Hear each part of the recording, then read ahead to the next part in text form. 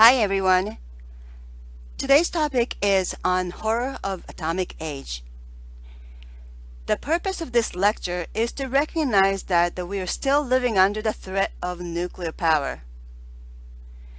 So let's look at the brief history of atomic age and the effect onto the Japanese society.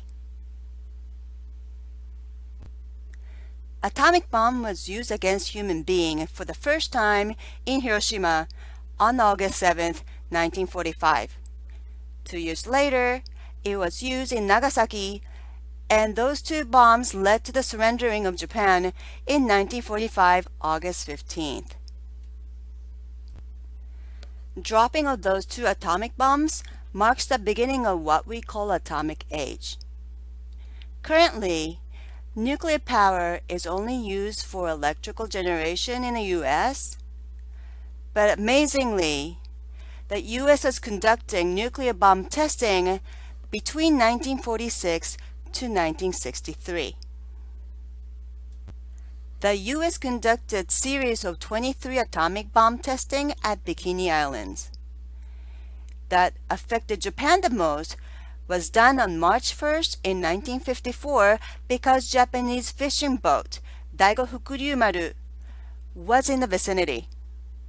All crewmen were exposed to radiation, and this triggered anti-nuclear testing movement in Japan. You may have seen the movie Godzilla. I hope that was not the one with American actors because it was manipulated by Hollywood and turned into a simple monster entertainment movie. The one that I'm talking about is the original Godzilla. It was produced in Japan in 1954. It is a historically significant film of anti-war and anti-nuclear testing of post-war Japan. The production of Godzilla started in May of 1954, which was the same year of the Bikini Island bomb testing, and the movie premiered on November 3rd in the same year. You can imagine how important it was for the production company to bring this message of anti-war and the movie onto the silver screen. Okay, I have a quick quiz for you. I have 6 pictures on the screen. Can you tell which pictures from the movie Godzilla?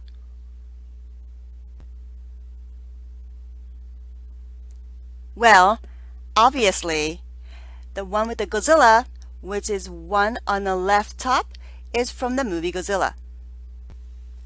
And there are 2 more pictures. Both of them are in the middle, and the rest of the pictures are from the pictures from World War II. The production of Godzilla was only 9 years after the World War II. The scene you see here are too close to what Japanese people actually witnessed. I can only imagine how horrifying to sit through this movie. Now let's observe how frequently nuclear bomb testing was done on Earth. This image was created by Japanese artist Isao Hashimoto. You will see 53 years of nuclear testing in 53 seconds. Please pay close attention to the total number of testing on the top of the screen.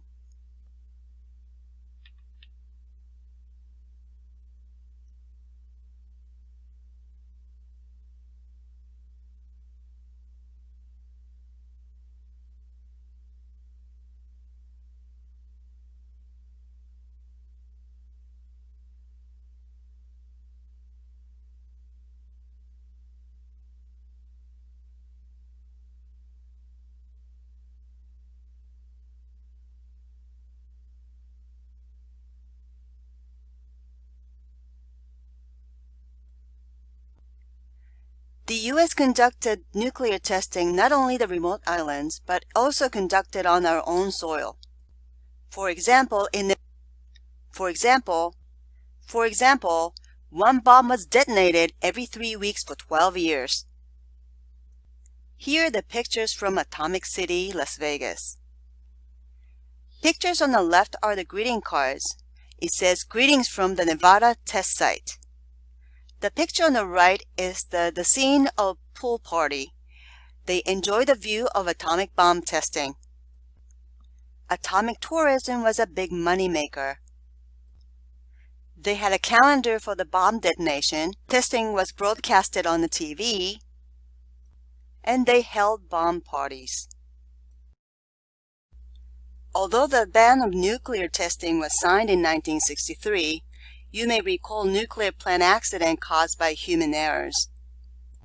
For example, in Pennsylvania, 3 Mile Island nuclear plant accident in 1973, Chernobyl nuclear plant accident in 1986, and Tokaimura nuclear accident in 1999 in Japan.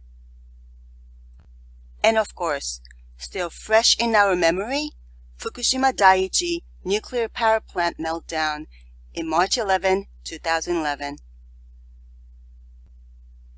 And North Korea continued to test nuclear weapons. The purpose of this lecture was to be more aware that we live in a fragile world, and we will not make the same mistake ever again. Now, after watching the lecture video, please complete viewing at least one of the following documentaries.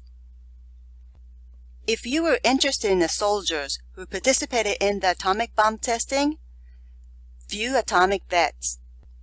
If you were interested in Bikini Islands, watch the deadly miscalculation at Castle Bravo. If you're not familiar with the power of nuclear weapons, then I suggest you to watch True Scale of Nuclear Weapons. And of course, if you're interested in Fukushima Daiichi, then watch Fukushima, A Nuclear Story. All of the videos are available on the Google Classroom. Okay, so this is it for today. I hope you have a wonderful day and take care.